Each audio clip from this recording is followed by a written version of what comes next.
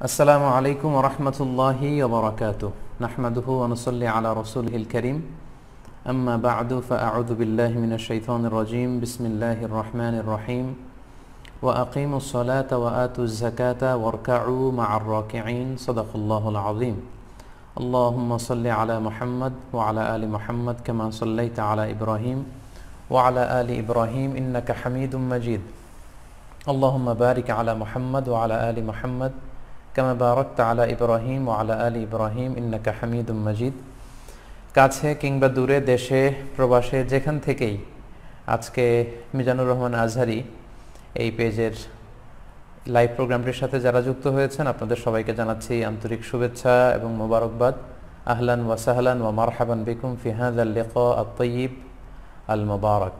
আশা করছি আপনারা সবাই ভালো আছেন, সুস্থ আছেন, ঈমানের সাথে আছেন এবং সব সময় আল্লাহ তাআলার দরবারে এই কামনাই করি, এই দোয়াই করি যে আল্লাহ তাআলা আপনাদের সবাইকে ভালো রাখুক, সুস্থ রাখুক, ঈমানের সাথে রাখুক। প্রিয় দর্শক ও শ্রোতাবৃন্দ, ভাই এবং বোনেরা, আমরা মিজানুর রহমান আজহারি এই পেজটি থেকে পবিত্র রমাদানুল মোবারক উপলক্ষে প্রতি বৃহস্পতিবার সাপ্তাহিক লাইভ করেছি। তার এই ধারাবাহিকতায় আজকে পঞ্চম লাইভ এবং আজকে সর্বশেষ লাইভ। আপনারা যারা শুরু থেকে আজকে পর্যন্ত 5টি লাইভে অংশগ্রহণ করেছেন আপনাদের প্রত্যেককে আন্তরিক শুভেচ্ছা জানাচ্ছি। আল্লাহ তাআলা আপনাদের এই এফোর্টকে, আপনাদের এই টাইম স্পেন্ডিংকে, আপনাদের এই সিনসিয়ারিটিকে এবং আন্তরিকতাকে কবুল আর মঞ্জুর করে নিক। আমরা কোরআনের সাথে কিভাবে রমাদানে অ্যাটাচমেন্ট আরও বাড়াবো এ নিয়ে প্রথম লাইভে কথা বলেছিলাম। দ্বিতীয় লাইভে আমরা ফিকহু সিয়াম নিয়ে কথা বলেছি।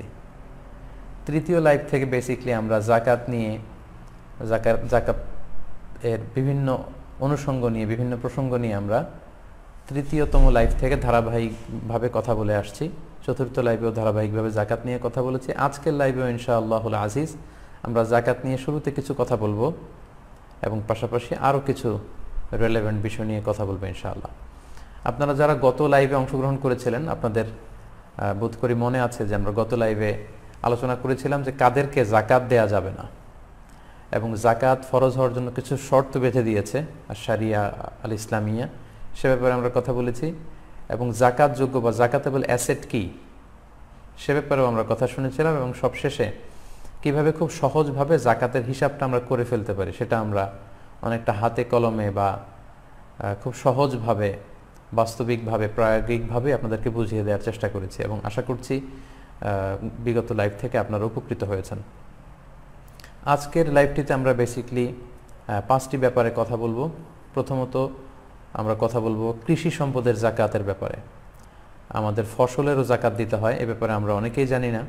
ফসলের জাকাতের হিসেব আপনি কিভাবে করবেন এ ব্যাপারে আমরা জানবো, অর্থাৎ কৃষি সম্পদের জাকাত। তারপর আমরা জানবো প্রাণী সম্পদের জাকাত বা পশু সম্পদের জাকাত কিভাবে হিসাব করতে হয়। তৃতীয় পর্যায়ে আমরা জানবার চেষ্টা করব যে এই যে আমরা জাকাত দিচ্ছি বা দিব এটা কিভাবে আরও ইফেক্টিভ ওয়েতে দেয়া যায়, কিভাবে দিলে অসহায়, দুস্থ বা সুবিধাবঞ্চিত মানুষেরা বেশি উপকৃত হবে সেটা নিয়ে কথা বলবো। এবং যেহেতু দেখতে দেখতে আমরা প্রায় রমাদানের একেবারে শেষ লগ্নে চলে এসেছি, একেবারে শেষের দিকে, আর কয়েকদিন পরে আমরা ঈদুল ফিতর উদযাপন করতে যাচ্ছি ইনশাআল্লাহ। তো সাদাকাতুল ফিতর আমাদের উপর অবধারিত ওয়াজিব, এটা আমাদেরকে আদায় করতে হবে।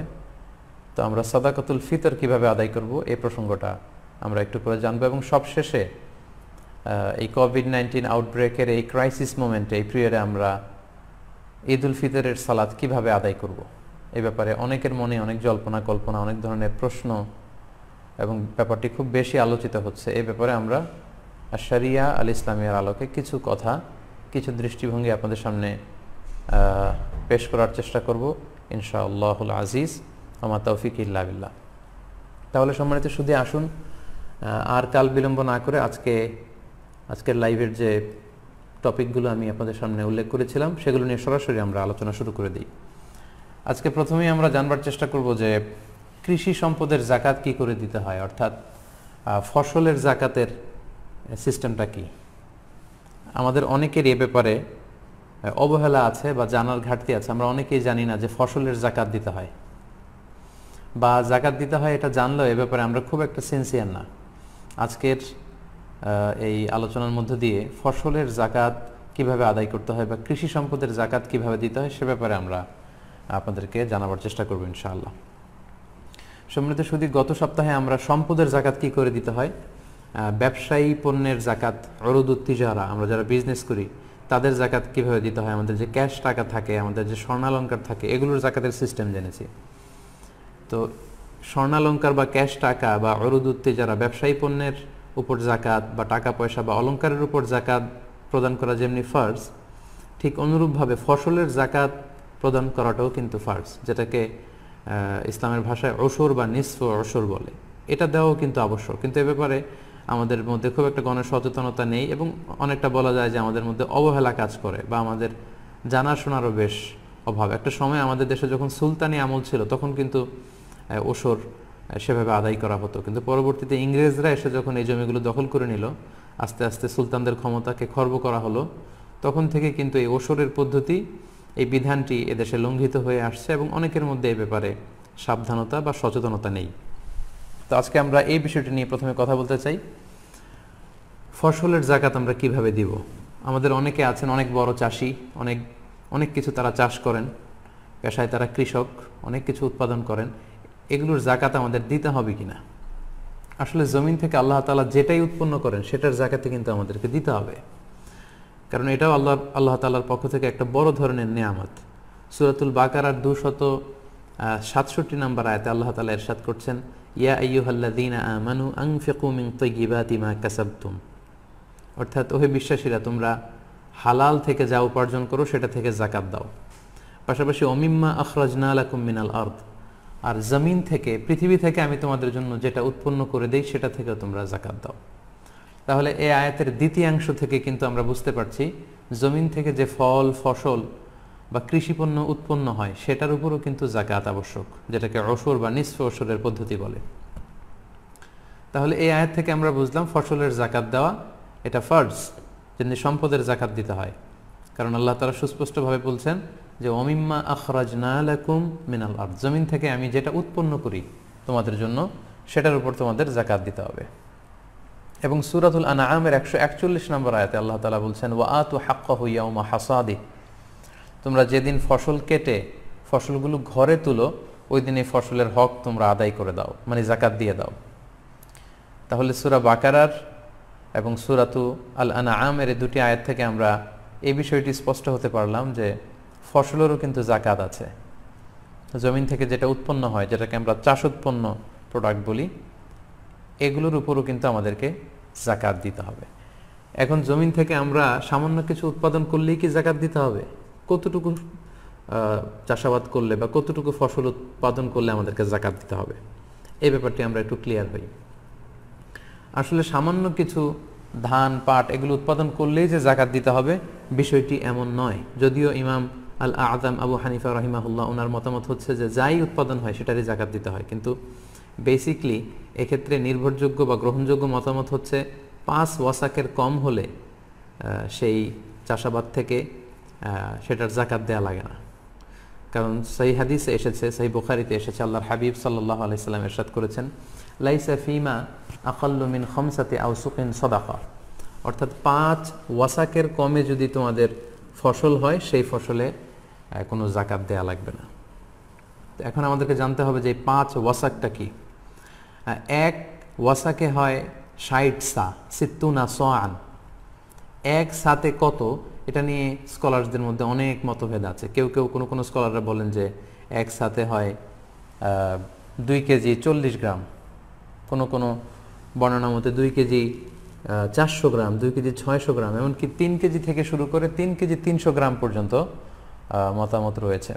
এক্ষেত্রে সায়ের ক্ষেত্রে বেসিকলি 2টা সাকে স্ট্যান্ডার্ড ধরা হয়, একটা হচ্ছে মদিনার সা আর একটা হচ্ছে ইরাকের সা। তো মদিনার সাকে যদি আপনি স্ট্যান্ডার্ড ধরেন তাহলে সেক্ষেত্রে 60 সা বা 5 ওয়াসাকে আসছে, আমাদের বাংলাদেশে যদি মনে আমরা কনভার্ট করি তাহলে হয় 17 মন। আর যদি আমরা ইরাকের সাকে স্ট্যান্ডার্ড ধরি, যেটা হানাফি মাযহাবে রেকমেন্ড করা হয়, সেটাই আমি আপনাদেরকে জানাচ্ছি, সেটাকে যদি আমরা স্ট্যান্ডার্ড ধরি তাহলে 5 ওয়াসাকে হয় প্রায় 25 মন।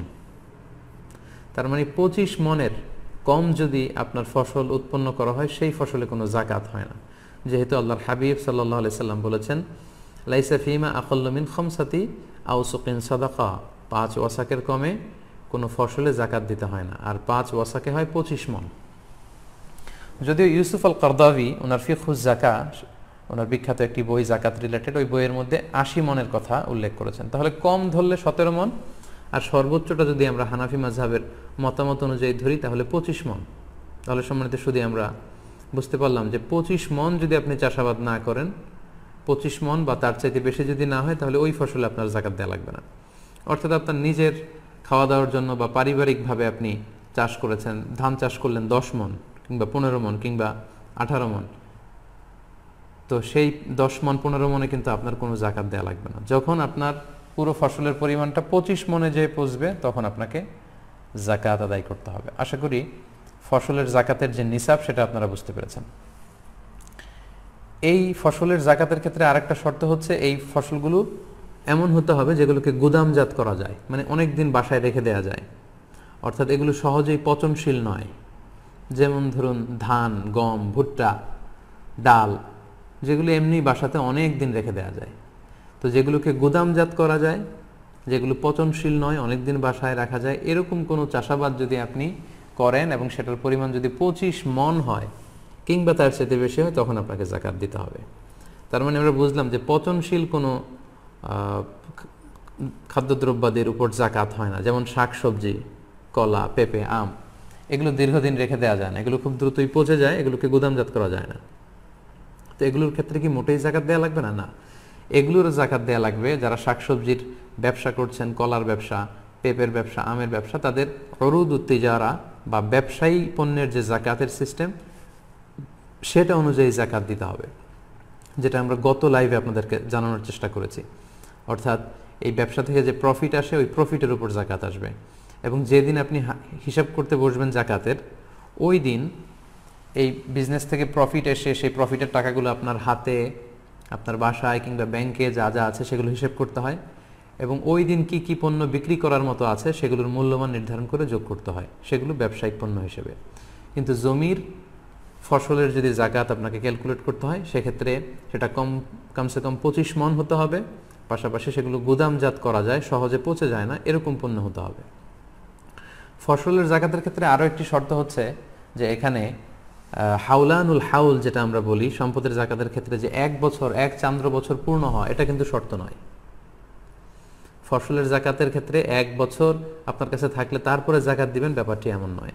যেমনি স্বর্ণালঙ্কার, টাকা পয়সা বা ব্যবসায়িক পণ্যের ক্ষেত্রে শর্ত হচ্ছে এগুলো 1 বছর আমাদের কাছে থাকতে হবে, কিন্তু ফসলের জাকাতের ক্ষেত্রে কিন্তু এরকম শর্ত নয়। বরং ফসলের জাকাতের ক্ষেত্রে হচ্ছে যেদিন আপনি ফসল কেটে ঘরে নিয়ে আসবেন ওই দিনই আপনাকে জাকাত দিতে হবে। কারণ আল্লাহ তাআলা সূরাতুল আনআমের 141 নম্বর আয়াতে বলেছেন, ওয়া আতু হাক্কাহু ইয়াউমা হাসাদি, যেদিন তোমরা ফসল কেটে ঘরে নিয়ে আসবে ওই দিন তোমরা জাকাত দাও। সেই হিসেবে আপনি যদি 3-4টা ফসলের চাষ করেন, তাহলে 3-4টা ফসলেরই জাকাত কিন্তু আপনাকে আলাদা আলাদাভাবে পে করতে হবে যেদিন আপনি ফসল কেটে বাসায় নিয়ে আসবেন, এবং সেটা যদি গুদামজাত করার মতো ফসল হয় এবং সে ফসলের পরিমাণ যদি কমসে কম 25 মণ হয় কিংবা তার চেয়ে বেশি হয়, তখন আপনাকে জাকাত দিতে হবে। এখন কতটুকু জাকাত আপনি দিবেন? ফসলের জাকাতের ক্ষেত্রে 2টা নিয়ম আমি খুব সহজভাবে আপনাদেরকে বুঝিয়ে দেওয়ার চেষ্টা করছি। ফসলের জাকাতের ক্ষেত্রে নিয়ম হচ্ছে 2টা, একটাকে বলে অশর আর একটা নিসফ অশর। অশর মানে 10%, নিসফ অশর মানে 5%। ফসলের জাকাতের ক্ষেত্রে যে শর্তগুলো বললাম এগুলো সাপেক্ষে যদি ফসলের জাকাত আপনার উপর ওয়াজিব হয়, তখন আপনি 2টা সিস্টেমে জাকাত দিতে হবে, হয় অশর দিবেন নয় নিসফ অশর দিবেন। অশর কি? অশর মানে হচ্ছে 10% জাকাত আপনাকে দিতে হবে। এটা কখন? এটা হচ্ছে কস্ট ফ্রি কাল্টিভেশন, যেটা যেই চাষাবাদে আপনার তেমন একটা খরচ নেই, ইরিগেটেড ল্যান্ড, যেটা বৃষ্টির পানিতে চাষ করা যায়, যে জমি যেখানে পানি আপনাকে কষ্ট করে ব্যবস্থাপনা করা লাগে না, কিনে আনা লাগে না, বৃষ্টির আল্লাহর দেয়া আকাশের বৃষ্টির পানিতেই যেই জমিতে চাষ হয়ে যায়, ওই জমিতে উপরের যে শর্তগুলো আমরা উল্লেখ করলাম সেগুলো পাওয়া গেলে আপনাকে অশর দিতে হবে, মানে 10% জাকাত দিবেন। পুরো ফসলকে ভাগ করলে এটা 10% আপনি আল্লাহর রাস্তায় দান করে দিতে হবে, অথবা এটার যে দাম হয় সে দামের 10% আপনি আল্লাহর রাস্তায় জাকাত দিয়ে দিতে হবে। এটা হচ্ছে অশর। আর নিসফে অশর হচ্ছে 5%। 5% আপনি কখন দিবেন?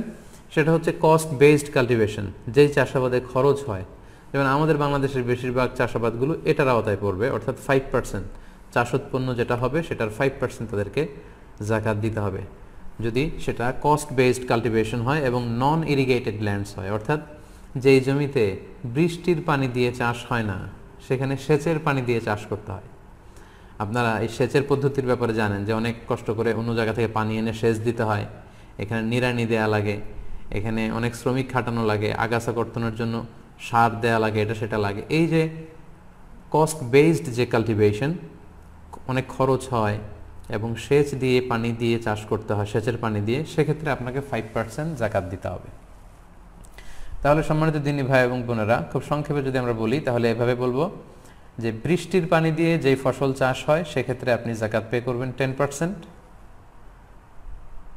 শতকরা 10%। আর যদি সেচের পানি দিয়ে, আপনার যেখানে খরচ আছে সেচের পানি দিয়ে যদি চাষ হয় 5%। খুব সহজ। তাহলে কৃষিজ পণ্যের জাকাতের ক্ষেত্রে আমরা প্রথমে জানলাম কমসে কম এটা 25 মণ হতে হবে। এরপরে জানলাম এটা পচনশীল হলে চলবে না, গুদামজাত করা যায় এমন ফসল হতে হবে, এবং এটা 1 বছর থাকার শর্ত নয়, বরং যেদিন ফসল কেটে ঘরে উঠাবেন সেদিনই জাকাত দিতে হবে। জাকাত দেওয়ার দুটো পদ্ধতি, একটা হচ্ছে 10% আর একটা 5%। 10% যেটা বৃষ্টির পানিতে চাষ হয়েছে, আর 5% যেটা সেচের পানিতে চাষ হয়েছে। আশা করি আপনারা বুঝতে পেরেছেন। এখন কারো ক্ষেত্রে এমন হতে পারে যে তার ফসলের চাষাবাদে কিছুটা বৃষ্টির পানিও তাকে হেল্প করেছে, আবার সেচের পানির খরচও তার কিছু লেগেছে, মানে কিছু আল্লাহর দেয়া বৃষ্টির পানি আর কিছু সেচের পানি, এরকমও হতে পারে। এরকম যদি হয় তখন সে মাঝামাঝি জাকাত দিবে, অর্থাৎ 5%ও দেবে না, 10%ও দেবে না, তখন সে দিবে 7.5%, মানে 10 আর 5-এর মাঝামাঝি। আশা করি ব্যাপারটি বুঝতে পেরেছেন। আপনারা জাকাত দেওয়ার যে হার বা পার্সেন্টেজ, এটা যদি আপনি খেয়াল করেন তাহলে দেখবেন যে যেখানে আপনার কষ্ট বেশি, খরচ বেশি, ওখানে আপনার কম পে করা লাগছে, আর যেখানে আপনার তেমন খরচ নেই, কষ্ট নেই, ওইখানে বেশি পে করা লাগছে। সুবহানাল্লাহ বিহামদি। ইসলাম কতটা ব্যালেন্সড, কতটা ভারসাম্যপূর্ণ। আমাদের সুযোগ সুবিধা, আমাদের চাহিদা, আমাদের কোনটাতে ভালো হবে, এই সব কিছু খেয়াল করেই কিন্তু আল্লাহ তাআলা এই বিধানগুলো আমাদেরকে দিয়েছেন। আপনি একটু খেয়াল করলে দেখবেন, the less you work the more you pay, and the more you work the less you pay. বেশি কাজ করছেন, বেশি কষ্ট করছেন, পে করবেন কম জাকাত। কষ্ট নাই, কাজ নাই, সেখানে পে করবেন বেশি। এখানে যদি খেয়াল করেন বৃষ্টির পানিতে চাষ হয়ে যায়, সেখানে দেওয়া লাগছে 10%, আর সেচের পানিতে হইলে সেখানে যদি শ্রমিক খাটানো লাগে, অনেক কষ্ট আছে, সেখানে কমিয়ে দেওয়া হয়েছে 5%। আবার আমরা যে ব্যবসা করি, ব্যবসায় সারা বছর ব্যবসা নিয়ে দিন রাত টেনশনে থাকতে হয়, কাজ করতে হয়, ব্যবসার সম্পদ, অর্থ উপার্জন, স্বর্ণালঙ্কার, এগুলোর ক্ষেত্রে কিন্তু আরও কমিয়ে দেওয়া হয়েছে 2.5%। আরেকটা জাকাত আছে যেটা খুব বেশি আলোচিত হয় না, সেটা হচ্ছে রাকায়েজ বলে এটাকে, গুপ্তধন, যেটা খুব একটা পাওয়া যায় না, হিডেন ট্রেজার। মাটির নিচে আপনি প্রাচীন আমলের অনেক এনশিয়েন্ট কোনো ট্রেজার পেলেন, গুপ্তধন, তো সেটা আপনি একেবারে ফাও পেয়ে গেলেন, এখানে কোনো কষ্টই আপনার করা লাগেনি, তো সেটার ক্ষেত্রেও কিন্তু জাকাত আছে। আপনি মাটির থেকে এটা পেয়েই পুরোটা ব্যবহার করতে পারবেন না। ইসলামের বিধান মতে এখানে 20% আপনাকে জাকাত দিতে হবে। তাহলে আমরা বুঝলাম যে the less you work the more you pay, the more you work the less you pay. আপনি যেখানে বেশি এফোর্ট দিচ্ছেন, বেশি কষ্ট, ওখানে অল্প জাকাত পে করতে হয়, যেখানে কষ্ট কম সেখানে বেশি জাকাত পে করতে হয়। সম্মানিত ভাই এবং বোনেরা, তাহলে ফসলের জাকাত বা কৃষিজ পণ্যের যে জাকাত, আশা করি এই বিষয়টি আপনাদের কাছে ক্লিয়ার হয়েছে। এবার আমরা চলে যাব পশু সম্পদের জাকাতের ব্যাপারে, অর্থাৎ প্রাণী সম্পদের জাকাত। কারণ আমাদের অনেকেই বিভিন্ন ধরনের পশু, গবাদি পশু, এগুলো লালন পালন করে থাকেন। এই গবাদি পশুর ক্ষেত্রে জাকাত কি হবে বা জাকাতের বিধান কি হবে, আমরা এ পর্যায়ে এই ব্যাপারে কথা বলবো ইনশাআল্লাহ। পশু সম্পদের জাকাতের ব্যাপারে কয়েকটি শর্ত আছে, বা প্রাণী সম্পদের যে জাকাতের বিধান সেক্ষেত্রে কয়েকটি শর্ত আছে। প্রথম কথা হচ্ছে যে কোনো পশুকেই বা যে কোনো প্রাণীকেই কিন্তু আল্লাহ তাআলা জাকাতের আওতাভুক্ত করেনি, বরং বাহিমাতুল আনআম, যেগুলো গবাদি পশু, গৃহপালিত পশু যেগুলো, যেমন ছাগল, ভেড়া, গরু, মহিষ, উট, এই জাতীয় পশুগুলোকে আল্লাহ তাআলা জাকাতের আওতায় করে দিয়েছেন। এবং এই পশু সম্পদের বা প্রাণী সম্পদের জাকাতের ক্ষেত্রে 3টি শর্ত আমাদেরকে খুব ভালো করে বুঝতে হবে। প্রথম শর্ত হচ্ছে এই প্রাণীগুলো সাইমা হতে হবে, সাইমা মানে হচ্ছে যে প্রাণীগুলোকে খাওয়াতে আপনার কোনো খরচ হয় না, বরং এই পশুগুলো বা এই গবাদি পশুগুলো বা প্রাণীগুলো বিলে যে বা চারণভূমিতে যে কিংবা চড়ের ঘাস লতাপাতা এগুলো খেয়ে বিলে চড়ে চারণভূমিতে সেখানে যে লতাপাতা বছরের বেশিরভাগ সময় এভাবে মাঠের ঘাস খেয়ে বা বিলের হাওড়ের বা চড়ের চারণভূমির ঘাস খেয়ে লতাপাতা খেয়ে যে পশুগুলো জীবন ধারণ করে সেগুলোর ক্ষেত্রে জাকাত হবে। যে পশুগুলোকে আপনার ভুসি খাওয়াতে হয়, গম খাওয়াতে হয়, অনেক খরচ করতে হয় এগুলোর পেছনে, ওই পশুগুলো জাকাত হবে না, এগুলো জাকাতের আওতার বাইরে। প্রাণী সম্পদের জাকাতের ক্ষেত্রে 2 নম্বর শর্ত হচ্ছে 1 চান্দ্র বৎসর পূর্ণ হওয়া, মানে এই গরু ছাগল ভেড়াগুলো যেগুলো জাকাত যোগ্য সেগুলো 1 বছর আপনার হাতে থাকতে হবে, বছরান্তে বছর শেষে আপনি জাকাত দেবেন। 3 নম্বর শর্ত হচ্ছে গরু ছাগল ভেড়ার বা প্রাণী সম্পদের জাকাতের একটা নেশাব আছে, 2-4-5টা গরু থাকলেই যে আপনার জাকাত দিতে হবে এমনটা নয়, একটা নেশাব আছে। প্রাণী সম্পদের ক্ষেত্রে বা পশু সম্পদের ক্ষেত্রে নেশাবটা কি সেটা খুব সংক্ষেপে আপনাদেরকে একটু বলি। যেমন ছাগলের ক্ষেত্রে 20-25টা ছাগল থাকলেই যে জাকাত দিতে হবে এমনটা না, কমসে কম 40টা ছাগল থাকতে হবে। 40টা ছাগল যখন আপনার থাকবে তখন আপনাকে জাকাত দিতে হবে, এবং এই 40টা ছাগল এগুলোকে খড় বা ভুসি বা ঘাস বা এগুলো কিনে আপনাকে খাওয়াতে হয় না, বরং চারণভূমিতে হাওড়ে বিলে মাঠে যে ঘাস খেয়ে এগুলো জীবন ধারণ করে, এরকম হতে হবে। যদি এরকম হয় এবং পূর্ণ 1 বছর আপনার কাছে থাকে তাহলে 40টা যদি ছাগল হয় বছর শেষে আপনি একটা ছাগল আল্লাহর রাস্তায় জাকাত দিতে হবে। তারপর 40টা থেকে শুরু করে 120টা পর্যন্ত কোনো জাকাত নেই, 120টা যখন হবে তখন 2টা জাকাত, এইভাবে হিসেব আছে হাদিসে, যেটা কারো ক্ষেত্রে যদি প্রযোজ্য হয় তারা ব্যক্তিগতভাবে কোনো মুফতি বা কোনো ভালো আলেমের কাছ থেকে হাদিসের সেই লিস্টটা জেনে আপনারা জানতে পারবেন। গরু বা মহিষের ক্ষেত্রে 10-15টা গরু থাকলে যে বা মহিষ থাকলেই জাকাত দিতে হবে এমনটা না, কমসে কম 30টা গরুর জাকাতের নিসাব হচ্ছে কমসে কম 30টা গরু থাকলে জাকাত দিতে হয়। উটের জাকাতের নিসাব হচ্ছে কমসে কম 5টা ওট, 2টা 3টা 4টা থাকলেও হবে না, 5টা ওট যদি 1 বছর থাকে এবং এগুলোকে খাওয়াতে খরচ হয় না, বরং মাঠের ঘাস খেয়ে এগুলো জীবন ধারণ করে, এই ওটগুলোর ক্ষেত্রে আপনাকে জাকাত দিতে হবে। 1 বছর থাকলে 5টা ওটের কারণে একটা ছাগল জাকাত দিতে হবে। তো হাদিসে আল্লাহর হাবিব সাল্লাল্লাহু আলাইহি ওয়াসাল্লাম বিস্তারিত বলেছেন যে 100টা উট হলে কত হবে, 200টা হলে কত হবে, 100টা গরু হলে কত হবে, এটার একটা লিস্ট আছে। তো আজকের এই লাইভটাকে আমি খুব লম্বা করব না, কারণ এগুলো নিয়ে আলোচনা করলে লাইভের লেন্থটা অনেক বড় হয়ে যাবে, তাই একটা ইন জেনারেল আপনাদের ধারণা দিয়ে রাখলাম যে 40টার নিচে ছাগল হলে জাকাত দেওয়া লাগে না, গরু বা মহিষ 30টার নিচে হলে জাকাত দেওয়া লাগে না, উট 5টার নিচে হলে জাকাত দেওয়া লাগে না। এবং সেক্ষেত্রে আমরা বলেছি যে এটা সায়েমা হতে হবে, অর্থাৎ বনে বাদাড়ে কিংবা চারণভূমিতে হাওড়ে বিলে মাঠের ঘাস খেয়ে এটা জীবন ধারণ করে, এটার পেছনে খরচ নেই, 1 বছর থাকতে হবে এবং নিসাব পরিমাণ হলে তখন জাকাত দিতে হবে।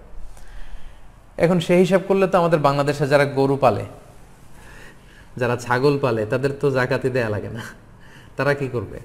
যেমন যারা গরুর দুধের ফার্মের বিজনেস করে, যারা ছাগলের দুধের ফার্মের বিজনেস করে, তাদেরকে জাকাত দেয়া লাগবে না? হ্যাঁ লাগবে। তাদের পশু সম্পদের যে হিসাব সেই হিসাবে জাকাত দেয়া লাগবে না, তাদেরকে এগুলো ব্যবসায়ের সম্পদ হিসেবে জাকাত দিতে হবে, যেগুলো আমরা গত লাইভে আলোচনা করেছি।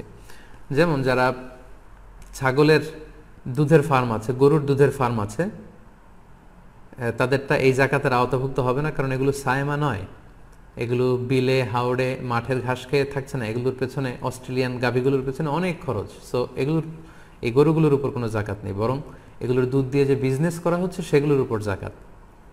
অর্থাৎ এই গরুর দুধ বিক্রি করে যে টাকা আপনি পাচ্ছেন এই টাকাগুলোর উপর জাকাত আসবে। আপনি যেদিন জাকাতের হিসাব করতে বসবেন ওই দিন এই টাকাগুলোর উপর আপনি জাকাতের হিসাব করবেন। এবং এমন যদি হয় যে প্রতিদিন 500 কেজি 500 লিটার বা 600 লিটার দুধ আপনি বিক্রি করেন, যেদিন আপনি জাকাতের হিসাব করবেন ওই 600 লিটার দুধ যদি রেডি টু সেল, বিক্রির জন্য রেডি থাকে, দাম কত হবে, দামটা আপনি জাকাতের জন্য হিসাব করবেন। এবং প্রতি মাসেই আপনি এখান থেকে প্রফিট করে যে প্রফিটগুলো আপনার কাছে টাকা হিসেবে থাকে, ক্যাশ টাকা বা ব্যাংকে থাকে, এই হিসাবটা আপনি জাকাত যেদিন হিসাব করবেন সেদিন করবেন।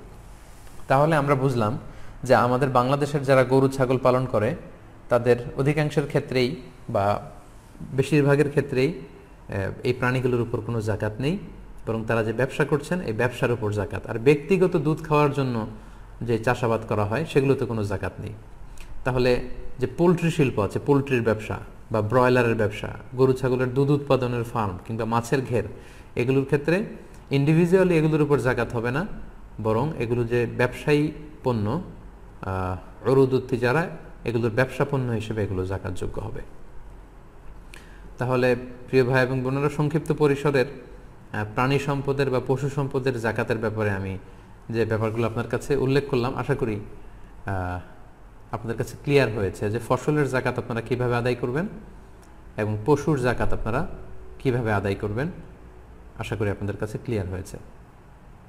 এ পর্যায়ে আমরা জানবার চেষ্টা করব এই যে যাকাতের মতো একটি বিধান আল্লাহ তাআলা আমাদের উপর ফরজ করেছেন, আমরা কিভাবে এবং কি দিয়ে যাকাত আদায় করলে এই যাকাতটা বেশি ফলপ্রসূ হবে। এটা খুবই গুরুত্বপূর্ণ একটি আলোচনা। আমরা বাংলাদেশকে অনেক গরিব দেশ বলি, কিন্তু আসলে কিন্তু ব্যাপারটি এমন নয়। আমাদের দেশে এমন বড় বড় বিজনেস ম্যাগনেট আছেন, সিআইপিরা আছেন, ব্যবসায়ীরা আছেন, যারা যদি সঠিক পদ্ধতিতে যাকাতগুলো আদায় করতেন, আমাদের বাংলাদেশে কোনো দরিদ্র খুঁজে পাওয়া যেত না। এবং যথানিয়মে যদি আমাদের বাংলাদেশের যাকাতগুলো আদায় করা হতো, তাহলে বাংলাদেশের গরিব মানুষদের দারিদ্র্য বিমোচন করে আমরা অন্যান্য দেশে, ইন্ডিয়ারও কয়েকটা স্টেটে আমরা দারিদ্র্য বিমোচনে আমরা কিন্তু কাজ করে যেতে পারতাম। তো কিভাবে আমরা যাকাত আদায় করব এ ব্যাপারে এখন কিছু কথা বলবো। প্রথম কথা হচ্ছে যে যাকাত যখন আপনি দিবেন, এটা পূর্ণাঙ্গ মালিক বানিয়ে দিতে হয়।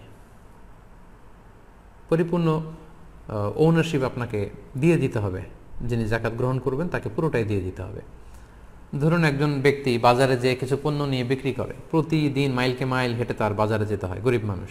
তো আপনি ভাবলেন যে আপনি আপনার যাকাতের টাকা দিয়ে তাকে একটা সাইকেল কিনে দিবেন, যাতে এই পণ্যগুলো নিয়ে তিনি খুব সহজে বাজারে বিক্রি করতে পারেন। তো সেক্ষেত্রে এই সাইকেলটা যখন আপনি তাকে দান করবেন, পুরো সাইকেলটার মালিক তাকে বানিয়ে দিতে হবে। আল মিলকিয়া আত-তাম্মা, পরিপূর্ণ কমপ্লিট ওনারশিপ তাকে দিয়ে দিতে হবে। এমনটা করা যাবে না যে এই সাইকেল কিছুদিন আপনি ইউজ করেন, আবার তার প্রয়োজন হলে তাকেও ব্যবহার করতে দেন আর বলে রাখলেন যে এটা তোমাকে দিলাম না। এটা যখন তাকে আপনি দিয়ে দিবেন, তাকে যখন পরিপূর্ণ মালিক বানিয়ে দিবেন, এরপরে ওই জিনিস আপনি আর ব্যবহার করতে পারবেন না। অর্থাৎ যাকাত যেটা দিয়ে দিতে হয় ওইটা পরিপূর্ণ মালিক বানিয়ে দিতে হয়। পরিপূর্ণ ওইটার ওনারশিপ যাকে আপনি দিবেন তাকে দিয়ে দিতে হবে। এবং আমরা আগেও বলেছি যে যাকাতকে প্রেসক্রাইব করার বা ফরজ করার মূল উদ্দেশ্য হচ্ছে সমাজ থেকে দারিদ্রতা বিমোচন করা। অর্থাৎ আমাদের শহরের এক পাশে থাকবে 5 তারকা বিল্ডিং, আরেক পাশে বস্তিতে লোকজন না খেয়ে থাকবে। রাস্তার এক পাশে 5 তলা, আরেক পাশে গাছতলা। এটা ইসলাম চায় না। বরং ইসলাম চায় যে সম্পদের তারল্য এটা সবার কাছে চলে যাক, সমাজের সবাই সুখে সমৃদ্ধিতে ভালোবাসা এবং সৌহার্দ্যপূর্ণভাবে বেঁচে থাকুক। এটা একটা সোশ্যাল সিকিউরিটি নেট বা সেফটি নেট, সামাজিক নিরাপত্তা বলয়। আমরা যদি খেয়াল করি তাহলে দেখব যে গোটা বিশ্বের প্রায় 95% অ্যাসেটের মালিক হচ্ছে পৃথিবীর মাত্র 5% লোক। মানে এই পৃথিবীর মাত্র 5% লোকজন বা ফ্যামিলি পৃথিবীর 95% অ্যাসেট বা সম্পদগুলোর ওন করছে বা মালিক তারা। এভাবেই কিন্তু পৃথিবীতে এই দারিদ্র বৈষম্য বা মানবিক বৈষম্যগুলো তৈরি হয়েছে। এজন্য সূরাতুল হাশরের 7 নম্বর আয়াতে আল্লাহ তাআলা এই দিকটা ইঙ্গিত করে বলছেন, কাইলা ইয়াকুনা দুলাতান বাইনাল আগনিয়া মিনকুম। ইসলাম চায় যে সম্পদ যেন আমাদের কারো মাঝে কুক্ষিগত হয়ে না থাকে, বরং সম্পদের তারল্য যেন সবার কাছে পৌঁছে যায়। এবং আল্লাহ রাসূল সাল্লাল্লাহু আলাইহি ওয়াসাল্লামও কিন্তু ওনার পুরো জীবনব্যাপী এই দারিদ্রতার বিরুদ্ধে যুদ্ধ করে গিয়েছেন বলা যায় অনেকটা। অর্থাৎ মানুষকে স্বাবলম্বী বানানোর জন্য, দারিদ্রতা বিমোচন করবার জন্য, কর্মসংস্থানের ব্যবস্থা করে দেওয়ার জন্য বিশ্বনবী সাল্লাল্লাহু আলাইহি ওয়াসাল্লাম কিন্তু আমরণ কাজ করে গিয়েছেন। এবং তিনি নিজেও ব্যক্তিগতভাবে দারিদ্রতা থেকে আল্লাহ তাআলার কাছে পানাহ চাইতেন। সুনানে আবু দাউদের একটি হাদিস আমি এখানে উল্লেখ করতে চাই যে আল্লাহ রাসূল সাল্লাল্লাহু আলাইহি ওয়াসাল্লাম প্রায় এই দোয়াটা পড়তেন যে আল্লাহুম্মা ইন্নী আউযু বিকা মিনাল ফাকরি ওয়াল কিল্লাতি ওয়াল যিল্লাহ। এর মানে হচ্ছে, হে আল্লাহ, আমি দারিদ্রতা থেকে আপনার কাছে পানাহ চাই, আমি স্বল্পতা থেকে আপনার কাছে পানাহ চাই, আমি লাঞ্ছনা থেকে আপনার কাছে পানাহ চাই। তার মানে দারিদ্রতা এটা চেয়ে নেওয়া যায় না আল্লাহর কাছে, বরং এটা থেকে পানাহ চাইতে হয়। এবং এটা থেকে কিভাবে আপনি দারিদ্র সীমা থেকে উপরে উঠে কিভাবে নিজের ভাগ্যের চাকাকে পরিবর্তন করবেন, কিভাবে আপনি স্বাবলম্বী হবেন, কর্মসংস্থানের ব্যবস্থা আপনি কিভাবে করবেন, সব সময় কিন্তু আল্লাহ রাসূল সাল্লাল্লাহু আলাইহি সাল্লাম এ ব্যাপারে আমাদেরকে উৎসাহ দিয়ে গিয়েছে।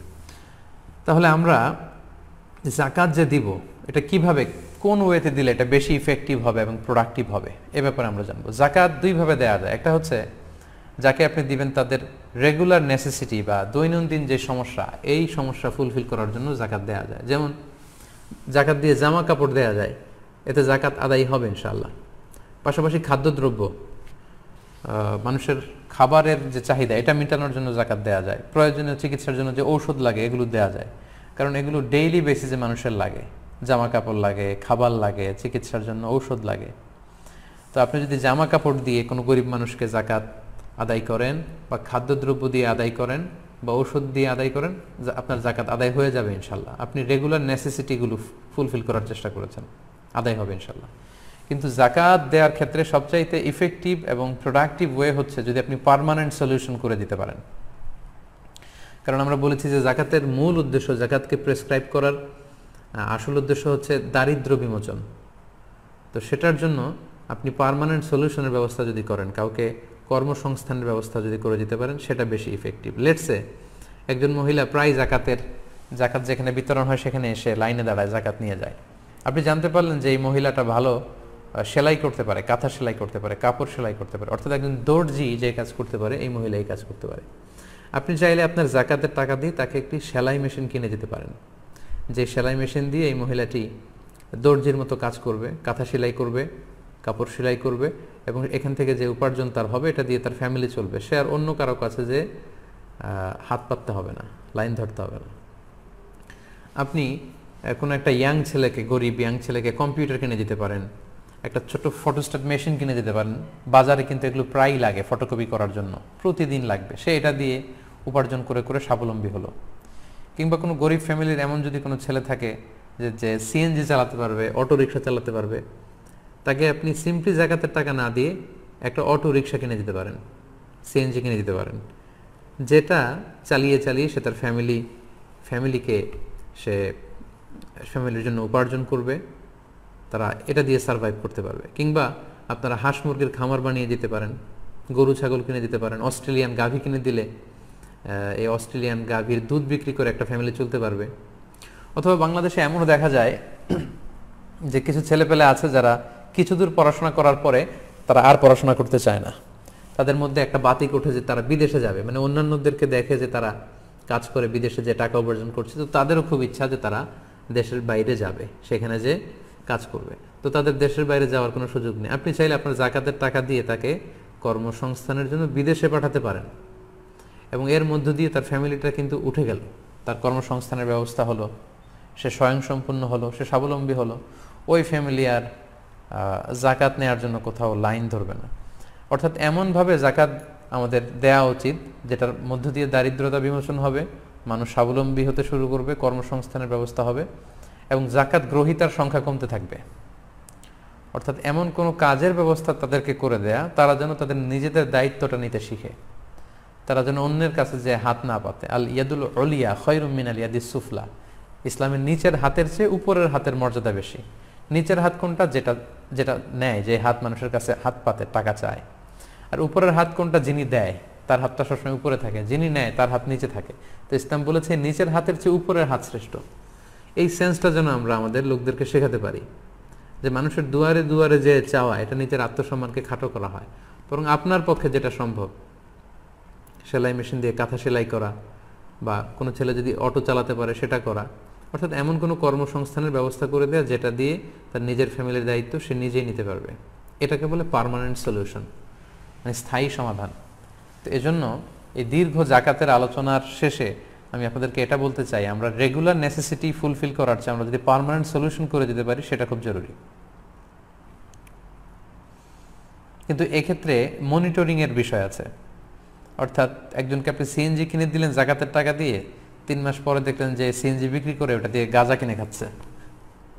অথবা কোনো বোনকে আপনি সেলাই মেশিন কিনে দিলেন, 3 মাস পরে শুনলেন যে সেলাই মেশিন বিক্রি করে সে অন্য কাজ করতেছে বা খরচ করে ফেলছে। এইটা করলে চলবে না। পার্মানেন্ট সলিউশনের জন্য আমরা যদি জাকাত পে করি, সেটা একটা অর্গানাইজেশন বা ফাউন্ডেশনের আন্ডারে কিংবা বোর্ডের আন্ডারে করতে হবে, এবং রেগুলার বেসিসে প্রতি মাসেই এগুলোর মনিটরিং করতে হয়।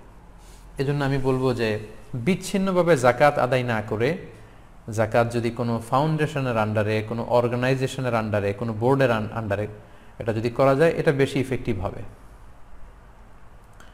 আপনি হয়তো আপনার 10,000 টাকা দিয়ে অল্প কিছু লোককে খাবার কিনে দিলেন, কিন্তু এরকম 500 লোক যদি 10,000 টাকা দেয়, এখানে কোটি কোটি টাকা, এটা দিয়ে দারিদ্র্য বিমোচন সম্ভব।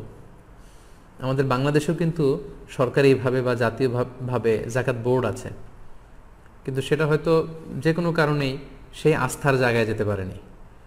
এই সরকারি জাকাত বোর্ডকেই যদি আমরা খুব শক্তিশালী করতে পারতাম এবং দেশের সব ধনী লোকগুলো যদি ওখানেই জাকাত দিত এবং এটা সঠিক ডিস্ট্রিবিউশন হতো, তাহলে কিন্তু গরিব খুঁজে পাওয়া যেত না বাংলাদেশে।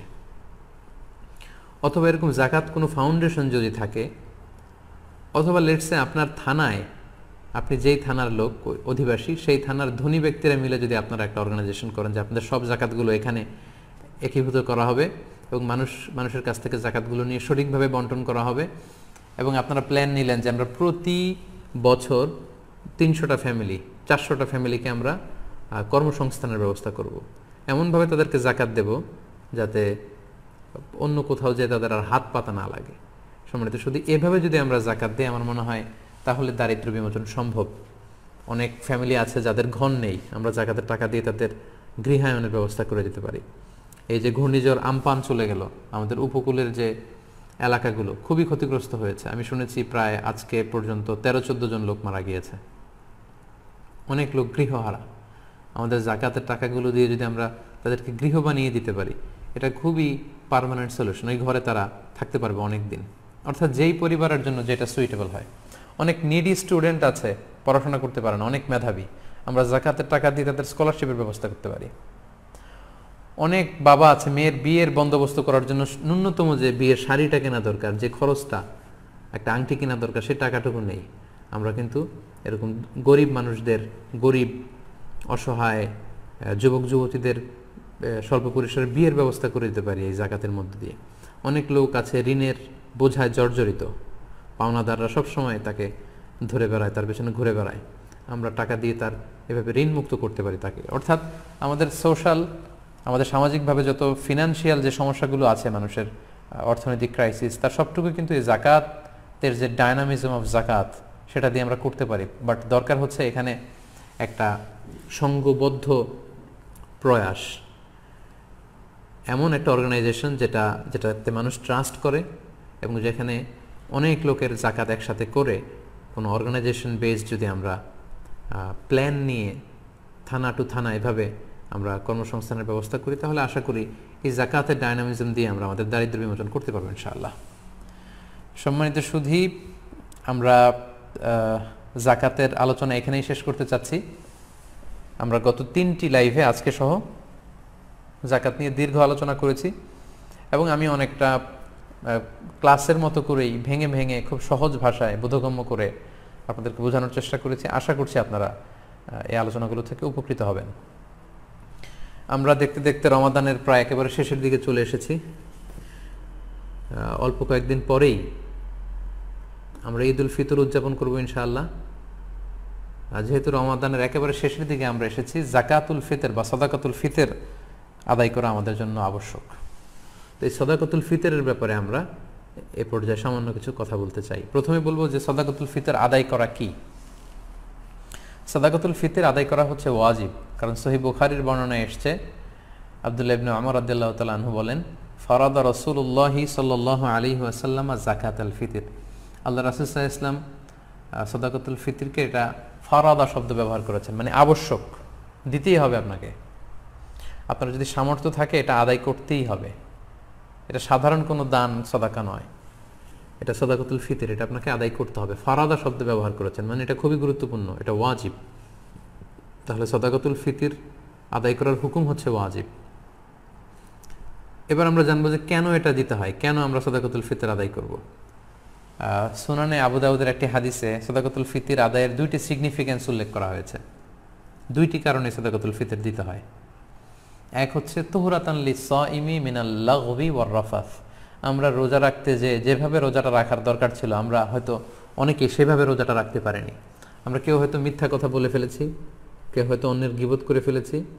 এগুলো আল্লাহ মাফ করে দিয়ে যাতে রোজাটাকে আল্লাহ তাআলা ভালোভাবে কবুল করে নেন, এজন্য তুহরাতান লিস-সাইম, রোজাদারদেরকে পবিত্র করবার জন্য এই সাদাকাতুল ফিতরকে ওয়াজিব করা হয়েছে। 2 নম্বর সিগনিফিকেন্স হচ্ছে ওয়া তু'মাতান লিল মাসাকিন, মিসকিনদেরকে খাবার দেওয়ার জন্য।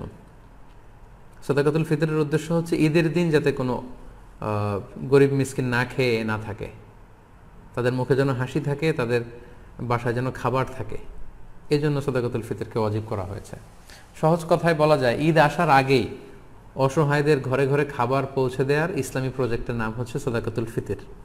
অর্থাৎ ঈদের দিন যাতে মানুষের ঘরে ঘরে তাদের দৌড়াতে না হয়, এজন্য ঈদ আসার আগে যেন তাদের ঘরে আমরা খাবার পৌঁছে দিই, এই প্রজেক্টের নাম হচ্ছে সাদাকাতুল ফিতর। এবং ঈদের দিন এটা হচ্ছে দিয়াফাতুল্লাহ, ঈদের দিন সবাই আল্লাহ তাআলার মেহমান, এজন্য ঈদের দিনে রোজা রাখা হারাম। তো ঈদের দিনে যেদিন আমরা সবাই আল্লাহর মেহমান, আমরা ঘরে পায়েস খাবো, ফিন্নি খাবো, পোলাও খাবো, মাংস খাবো, আর আমাদের অসহায় সুবিধাবঞ্চিত গরিব মানুষগুলো কিছুই খাবে না, এটার নাম ইসলাম নয়। তাই ইসলাম চেয়েছে ঈদ আসার আগে তাদের ঘরে যেন ঈদের আনন্দ পৌঁছে যায়, এবং সেটার নামই হচ্ছে সাদাকাতুল ফিতর। এই সাদাকাতুল ফিতর কার জন্য ওয়াজিব? আল্লাহর হাবিব সাল্লাল্লাহু আলাইহি ওয়াসাল্লাম বলেছেন, মুসলমানদের মধ্য থেকে সামর্থ্যবান সবার জন্য এটা ওয়াজিব।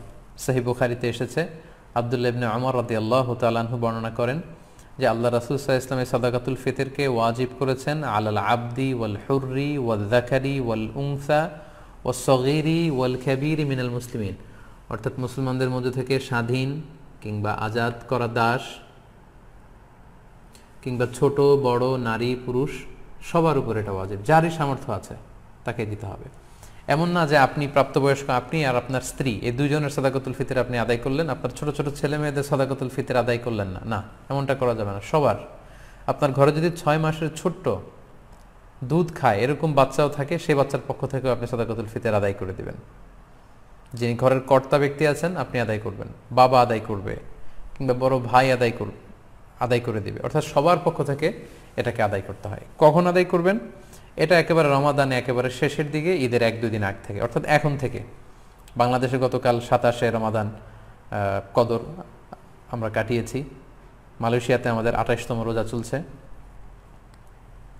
তো এজন্য এখন খুব মোক্ষম সময় সাদাকাতুল ফিতর আদায় করে দেয়ার। আল্লাহর হাবিব সাল্লাল্লাহু আলাইহি ওয়াসাল্লাম সুনানে আবু দাউদের হাদিসে তিনি বলেছেন যে মান আদ্দাহা ক্বাবলা সলাতি ফাহিয়া যাকাতুন মাকবুলা ওয়া মান আদ্দাহা বা'দা সলা ফাহিয়া সাদাকাতুম মিনাস সাদাকাত। এটা ঈদের নামাজে যাওয়ার আগে যে ব্যক্তি এই সাদাকায়ে ফিতর আদায় করবে সে ফিতরার সওয়াব পাবে, অর্থাৎ সাদাকাতুল ফিতরের যে সওয়াব, পরিপূর্ণ সওয়াব সে ইনশাআল্লাহ পাবে।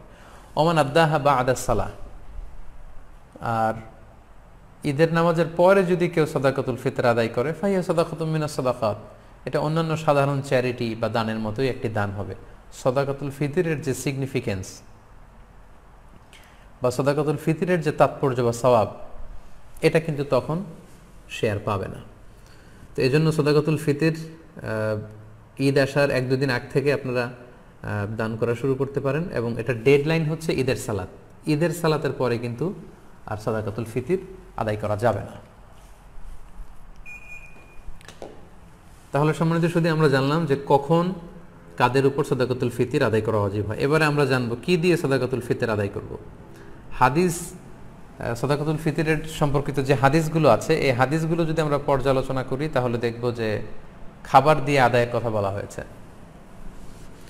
সাদাকাতুল ফিতরের হাদিসগুলো যদি আমরা একটু পর্যালোচনা করি দেখব যে 5 ধরনের খাবার দিয়ে আদায় করতে বলা হয়েছে। গম, যব, তারপরে খেজুর, পনির এবং কিশমিশ, এই 5টি খাবার দিয়ে আদায় করতে বলা হয়েছে। আবু সাঈদ আল খুদরি রাদিয়াল্লাহু তাআলা আনহু বর্ণনা করেন, সহিহ মুসলিমের বর্ণনা, যে কুন্না নুখরিজু যাকাতাল ফিতরি সাআন মিন তুআম, আমরা খাবার দিয়ে সাদাকাতুল ফিতর আদায় করতাম। It should be food item. এবং সে খাবারগুলো কি ছিল আমরা বলেছি যে গম, যব, খেজুর, পনির এবং কিশমিশ। কতটুকু পরিমাণ আদায় করতে হবে? 1 সা। 1 সাতে কতটুকু? আমরা কৃষিজ সম্পদের জাকাত বা ফসলের জাকাতের আলোচনা আমরা বলেছি যে 1 সার পরিমাণ কত, এ নিয়ে অনেক মতভেদ আছে। কেউ বলেছেন 2 কেজি 40 গ্রাম, কেউ বলেছেন 2 কেজি 400 গ্রাম, 600 গ্রাম, 3 কেজি, এবং সর্বোচ্চ হানাফি মাযহাবে যেটা সাজেস্ট করা হয় 3 কেজি 300 গ্রাম পর্যন্ত কিন্তু মতামত আছে। তো আমরা এখানে এটাই সাজেস্ট করলাম যে 3 কেজি 300 গ্রাম পরিমাণ খাবার আপনি সাদাকাতুল ফিতর হিসেবে দিয়ে দিবেন। আমাদের বাংলাদেশে যেহেতু প্রধান খাবার হচ্ছে ভাত, মানে চাল, আপনি চাল দিয়ে আদায় করলে এটা ফুড আইটেমের অন্তর্ভুক্ত। সো খুব সুন্দরভাবে আপনার সাদাকাতুল ফিতর আদায় হয়ে যাবে ইনশাআল্লাহুল আজিজ। 1 সা পরিমাণ চাল। সা হিসেব করবেন কিভাবে? 1 সাতে হয় 4 মুদ। আই রিপিট, আমি আবারও বলছি, 4 মুদে হয় 1 সা। এখন 1 মুদ কত? আপনার 2টা হাত এরকম মোনাজাতের মতো করে, একজন প্রাপ্তবয়স্ক মানুষের প্রমাণ সাইজের 2টি হাত এরকম মোনাজাতের মতো করে, এই হাতে যতটুকু চাল ধরবে একবারে 2 হাতে চাল নিলে যতটুকু এখানে ধরবে বা আটবে সেটা হচ্ছে 1 মুদ। এরকম 4 বারে যদি আপনি দেন তাহলে হয়ে গেল 1 সা। আপনার নিজ হাত দিয়ে এরকম 4 বারে হিসেব করেও আপনি করতে পারেন, অথবা হানাফি মাযহাবের যে প্রেসক্রাইব করা হয়েছে 3 কেজি 300 গ্রাম, সেই হিসাবেও আপনি 3 কেজি 300 গ্রাম চাল দিলে আদায় হয়ে যাবে ইনশাআল্লাহুল আজিজ। এক্ষেত্রে খুব কমন একটা প্রশ্ন যে খাদ্য না দিয়ে, চাল না দিয়ে, এরকম গম না দিয়ে টাকা দিলে আদায় হবে কিনা। এ ব্যাপারে স্কলার্সদের মধ্যে মতভেদ আছে। হানাফি মাযহাব ছাড়া বাকি 3টা মাযহাবে, শাফিঈ, মালিকি, হাম্বলি, 3 মাযহাবে বলেছে না, যেহেতু সরাসরি হাদিসে খাদ্যের কথা বলা হয়েছে, so it should be food item, খাদ্য দিয়েই হতে হবে। কিন্তু হানাফি মাযহাবে বলা হয়েছে যে না, খাদ্য দিলে তো আদায় হবে, পাশাপাশি এটার মূল্য দিয়ে দিলেও ইনশাআল্লাহ আদায় হয়ে যাবে। এবং শাইখুল ইসলাম ইবনু তাইমিয়া আলাইহি রাহমা উনিও এই মতামতকে গ্রহণ করেছেন যে ফিতরা খাদ্য সামগ্রী দিয়ে আদায় করা উত্তম। তবে এমন যদি হয় পর্যাপ্ত খাদ্য পাওয়া যাচ্ছে না, কিংবা ঈদের নামাজের সময় হয়ে গিয়েছে এখনও আমি আদায় করিনি, এখন কোথায় আমি গম পাবো, চাল পাবো, কখন মাপবো, কখন দিব, আমি তখন টাকা দিয়ে দিলাম, আদায় হয়ে যাবে। অথবা গরিবদের মাসলাহা, যেহেতু এটা গরিবের হক, এবং গরিবদের মাসলাহা যদি এখানে থাকে যে তাদের যদি টাকা দিলেই বেশি উপকার হয়, তখন টাকা দেয়াটাই উত্তম হবে এবং দিলে আদায় হয়ে যাবে ইনশাআল্লাহ। কারণ আমরা সবাই যদি চাল দিতে শুরু করি বা গম দিতে শুরু করি, এত চাল এত গম, যেহেতু এটা ঈদের দিনের আনন্দের জন্য, ঈদের দিন কি এত চাল এত গম ওনারা খাবেন? ঈদের দিন হয়তো অনেক গরিব মানুষ বা অনেক মিসকিন ফকির তারা একটু পায়েস খেতে চাইবে, একটু পোলাও খেতে চাইবে। সবাই যদি চাল দেয়, এই চাল আবার ওনারা বিক্রি করবে পায়েস কেনার জন্য, ওই চাল বিক্রি করে ওটা টাকা দিয়ে পায়েস, সেমাই এগুলো কিনে নিয়ে আসবে। তো ঘুরে ফিরে একই কথা হলো। তো এই জন্য আপনি টাকা দিয়েও যদি দেন আদায় হবে, এবং যদি গরিবের মাসলাহাত থাকে সেটা আউলা। আমরা অনেক জায়গায় শুনেছি, বিশেষ করে সৌদি আরবের কথা শুনেছি, জাকাতুল ফিতরের বস্তা আছে, আটার বস্তা, এগুলো রেখে আসা হয়, গরিবরা এগুলো নিয়ে আবার দোকানে বিক্রি করে, কয়েক হাত বদল হয়ে দোকানদাররা সেখানে লাভবান হয়, গরিবরা লাভবান হচ্ছে না। আমি বাংলা ট্রিবিউনের গত বছর বা তার আগের বছর একটা নিউজে পড়েছি যে রোহিঙ্গাদেরকে যে খাবার দাবার দেওয়া হয়েছিল, এটা স্থানীয় বাজারে অনেক কম দামে তারা বিক্রি করে টাকা নিয়েছে। তো এই জন্য যেহেতু ফকির মিসকিনদের, অসহায় বা সুবিধাবঞ্চিত মানুষদের এখানে মাসলাহার প্রশ্ন আছে, তাদের যদি টাকা দিলে বেশি উপকার হয় তাহলে টাকা দিয়েও আদায় করা যাবে ইনশাআল্লাহ বিইذনিল্লাহ। এবছর আমরা দেখেছি যে 2002 সালে ইসলামিক ফাউন্ডেশন থেকে ঘোষণা দেওয়া হয়েছে যে সাদাকাতুল ফিতরের সর্বনিম্ন সংখ্যা তারা নির্ধারণ করেছে, ওনারা করেছেন যে 70 টাকা, আর সর্বোচ্চ করেছেন 2200 টাকা। এই ঘোষণা দেওয়ার পর থেকে সবাই 70 টাকা করে আদায় করতে শুরু করেছে। আমাদের দেশে কিন্তু প্রতি বছর এমনটাই হয়, সর্বনিম্ন যেটা থাকে সেটাই সবাই আদায় করে। তো তাহলে সর্বোচ্চ 2200 টাকা দিয়ে সাদাকাতুল ফিতর আদায় করবে কে? এখানে তো হাদিসে অনেকগুলো খাবারের কথা বলা হয়েছে, গম, জব, খেজুর, পনির, কিশমিশ। তো কিশমিশের দাম দিয়ে আদায় করবে কে? সবাই 70 টাকা দরে যদি আদায় করেন তাহলে কিন্তু এটা পরিপূর্ণ আদায় হচ্ছে না। 70 টাকা হচ্ছে সর্বনিম্ন। যার তেমন কোনো সামর্থ্য নেই, কিন্তু তিনি সাদাকাতুল ফিতর আদায় করতে চাচ্ছেন বা করছেন, তিনি 70 টাকা দিলে হয়ে যাবে। কিন্তু যার আপনার সামর্থ্য আছে, তিনি এক একটা সাদাকাতুল ফিতর সামর্থ্য অনুযায়ী, কেউ 200, কেউ 500, এবং যাদেরকে আল্লাহ তাআলা অনেক বিত্তবান বানিয়েছেন, বিত্তশালী বানিয়েছেন, তাদের কমসে কম 2000 টাকা দিয়ে, 2200 টাকা দিয়ে আদায় করতে হবে। তা না হলে কিন্তু পরিপূর্ণভাবে সাদাকাতুল ফিতর আদায় হবে না। সম্মানিত শুধু সাদাকাতুল ফিতরের বিষয়টা আপনারা সবাই বুঝতে পেরেছেন বলে আমি আশা করি। আলহামদুলিল্লাহ, দীর্ঘ সময় ধরে আপনারা অনেকেই লাইভটিতে আছেন, এখনো প্রায় 24,300 জন দিনী ভাই এবং বোন আপনারা লাইভটিতে আছেন। আমি অনুরোধ করব আপনারা যারা লাইভটি দেখছেন আপনারা শেয়ার করে দিন, তাহলে এখন যারা অনলাইনে আছে তারাও এই লাইভটি থেকে, আলোচনাটি থেকে উপকৃত হতে পারবে ইনশাআল্লাহ। সম্মানিত শুধু আমরা দেখতে দেখতে আমাদের লাইভের একেবারে শেষ পর্যায়ে চলে এসেছি। এ পর্যায়ে আমরা ঈদের সালাতের ব্যাপারে কিছু কথা বলবো। যেহেতু করোনা পরিস্থিতির কারণে গোটা বিশ্বে এখন লকডাউন চলছে, একটা ক্রাইসিস মোমেন্ট, গোটা বিশ্ববাসী এখন খুব আতঙ্কিত, গোটা বিশ্ববাসী খুব বিপদের মধ্যে আছে।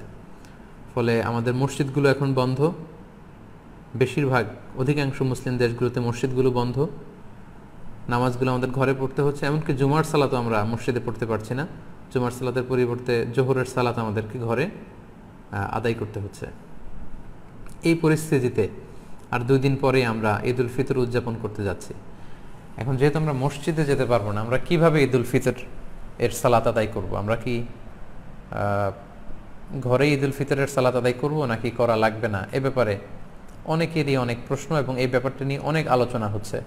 এবং পৃথিবীর বেশিরভাগ মুসলিম দেশগুলোর যে মুসলিম স্কলাররা বা ফতুয়া বোর্ডগুলো আছে, তারাও এই ব্যাপারটা নিয়ে গবেষণা করে ফতুয়া দিচ্ছেন। এই ব্যাপারটি এত বেশি আলোচিত হওয়ার কারণ হচ্ছে এর আগে কখনো এরকম পরিস্থিতি, এটা একটা উদ্ভূত পরিস্থিতি, এরকম পরিস্থিতি বা সিচুয়েশন আমরা কখনো ফেস করিনি। আমার এই জীবনে আমি কখনো দেখিনি যে ঈদের সময় আমাদেরকে এরকম আবদ্ধ থাকতে হচ্ছে।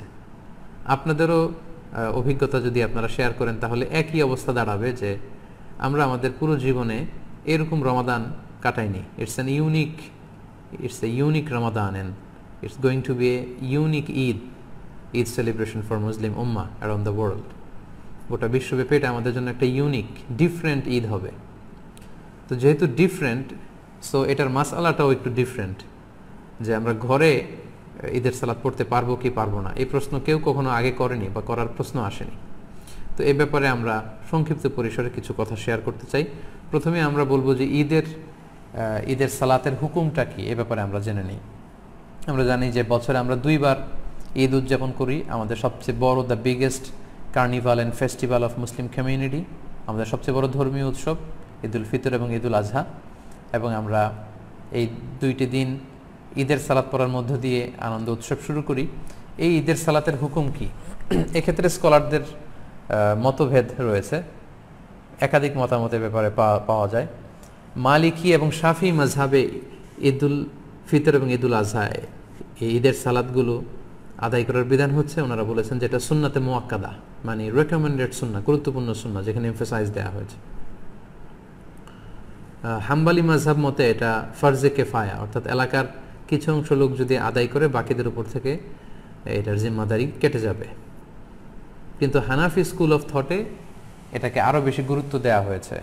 হানাফি মাযহাব মতে ঈদের সালাত আদায় করা হচ্ছে ওয়াজিব, এবং শাইখুল ইসলাম ইবনু তাইমিয়া এবং ইমাম শাওকানি সহ আরও অনেকেই এই মতামতকে গ্রহণ করেছেন, অর্থাৎ ওয়াজিব, খুবই গুরুত্বপূর্ণ। যদি কেউ এটাকে তরক করে তাহলে সে গুনাহগার হবে ওয়াজিব তরক করার কারণে।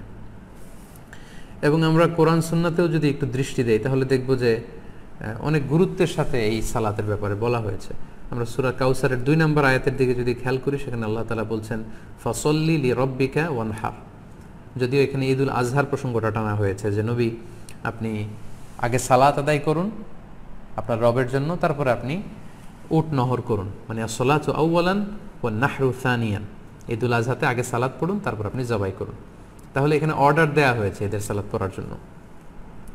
এবং সহিহ বুখারীতে একটি হাদিস আমরা পাই, উম্মে আতিয়া রাদিয়াল্লাহু তাআলা আনহা উনি বর্ণনা করেন যে আমারানা রাসূলুল্লাহ সাল্লাল্লাহু আলাইহি ওয়াসাল্লাম আন নুখরিজাহুন্না ফিল ফিত্রি ওয়াল আদহা।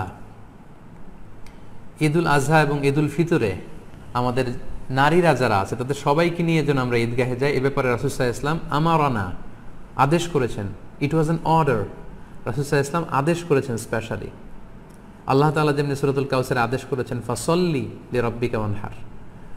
এবং সহিহ বুখারীর এই হাদিস থেকে আমরা জানি যে আমারানা, রাসূল সাল্লাল্লাহু আলাইহি ওয়াসাল্লাম আমাদেরকে আদেশ করেছেন যাতে করে আমরা আমাদের নারীদেরকে নিয়ে ঈদগাহে যাই। আল আওয়াতিক ওয়াল হুইয়াদা ওয়া যাওয়াতিল খুদুর, অর্থাৎ যুবতী নারীদেরকে, এমনকি মেনস্ট্রুয়েশনাল পিরিয়ড চলছে যেই বোনদের মাসিক চলছে, তাদেরকেও যাতে ঈদগাহে নিয়ে যাওয়া হয়, তারাও যাতে ঈদের আনন্দ থেকে, এই বারাকা থেকে মাহরুম না হয়। ওয়া যাওয়াতিল খুদুর, এবং পর্দানসীন বা অন্দরমহলের নারীরা, অর্থাৎ কুমারী নারীরা যারা খুবই লজ্জাশীল, তাদের সবাইকে নিয়ে যাতে ঈদগাহে যাওয়া হয়। فأما الحيض فيعتزلن الصلاة ويشهدن الخير ودعوة المسلمين। এখন যাদের পিরিয়ড চলছে, আল্লাহ রাসূল সাল্লাল্লাহু আলাইহি ওয়াসাল্লাম তাদেরকেও নিয়ে যেতে বলেছেন। এখন তারা তো পিরিয়ড চলাকালীন সময়ে তো নামাজ পড়া যায় না, কোরআন ধরা যায় না, তাওয়াফ করা যায় না, অনেক কিছু করা যায় না, তো তারা কেন যাবে? তো তিনি বললেন যে তারা যাবে, তারা যেন এই কল্যাণের সাথে শরীক হতে পারে, ঈদের আনন্দ যাতে সবাই মিলেমিশে একাকার হতে পারে, ভাগাভাগি করে নিতে পারে। ইয়াতাজিলনাল মুসাল্লা, তারা ঈদগাহে ঢুকবে না, ঈদগাহের বাইরে তারা অবস্থান করবে এবং তারা মুসলমানদের দোয়ায় শরিক হবে, এই বরকতে তারা শরিক হবে। তারপরে এক সাহাবী মহিলা অথবা উম্মে আতিয়া রাদিয়াল্লাহু তাআলা আনহা নিজেই তিনি আল্লাহ রাসূল সাল্লাল্লাহু আলাইহি ওয়াসাল্লামকে জিজ্ঞেস করলেন যে ইয়া রাসূলুল্লাহ ইহদানা লা ইয়াকুনু লাহা জিলবাব ক্বালা লিতুলবিসহা উখতুহা মিন জিলবাবিহা। উম্মে আতিয়া রাদিয়াল্লাহু তাআলা আনহা বলেন, ইয়া রাসূলুল্লাহ, আমাদের অনেক বোনদের তো পর্যাপ্ত পরিমাণে ঢোলা জামা নেই বা ওড়না নেই, তো পর্যাপ্ত ওড়না বা জামা না থাকলে আমরা কিভাবে ঈদের নামাজে শরিক হব? আল্লাহ রাসূল সাল্লাল্লাহু আলাইহি ওয়াসাল্লাম বললেন, তোমাদের অন্য বোন যাদের দুইটা ওড়না আছে তারা তাদের একটা ওড়না দিয়ে তার বোনকে হেল্প করবে, তারপরেও যেন তারা যায়। তো এই হাদিসগুলো থেকে এবং কোরআনের আয়াত থেকে আমরা বুঝতে পারলাম যে ঈদের সালাতের ব্যাপারে আল্লাহ রাসূল সাল্লাল্লাহু আলাইহি ওয়াসাল্লাম খুব বেশি গুরুত্ব আরোপ করেছেন। আমারনা, ইট ওয়াজ অ্যান অর্ডার। পাশাপাশি মুওয়াযাবাতুন নবী সাল্লাল্লাহু আলাইহি ওয়াসাল্লাম আলাইহা ওয়া আসহাবু, আল্লাহ রাসূল সাল্লাল্লাহু আলাইহি ওয়াসাল্লাম এবং সাহাবারা সব সময় ঈদের সালাত আদায় করেছেন, কখনোই ঈদের সালাতকে ওনারা তরক করতেন না। তো এগুলো থেকে বোঝা যায় কোরআন সুন্নাহর আলোকে যে ঈদের সালাতের ব্যাপারে আমাদের শরিয়া এটা খুবই গুরুত্ব আরোপ করেছে। এখন প্রসঙ্গ হচ্ছে, এই লকডাউন পিরিয়ডে যদি মসজিদ আমাদের বন্ধ থাকে, ঈদগাতে জড়ো হওয়ার সুযোগ না থাকে, আমরা ঈদের সালাত বাসায় পড়তে পারবো কিনা? আমি আগেই বলেছি এটা একটা বিশেষ পরিস্থিতির কারণে এই প্রশ্নটা বা এই মাসআলাটা আমাদের সামনে এসেছে। এর আগে সাধারণত আমরা এ জাতীয় প্রশ্নের সম্মুখীন হইনি। এটা একটা উদ্ভূত পরিস্থিতির কারণে এই কোশ্চেন সব জায়গায় রেইজ হচ্ছে। তো এই প্রশ্নের উত্তর দিতে গেলে আগে আমাদের জানতে হবে যে যখন আমাদের পরিস্থিতি স্বাভাবিক ছিল বা যখন স্বাভাবিকভাবে ঈদগাহে যে ঈদের নামাজ পড়া যায়, মসজিদে জামাতে শরিক হওয়া যায়, তখন যদি কেউ ঘুম থেকে দেরিতে ওঠার কারণে বা কোনো কারণে ঈদের জামাতে শরিক হতে না পারে, তাহলে সেই ব্যক্তি কি পরবর্তীতে একা একা ঈদের সালাত আদায় করতে পারবে?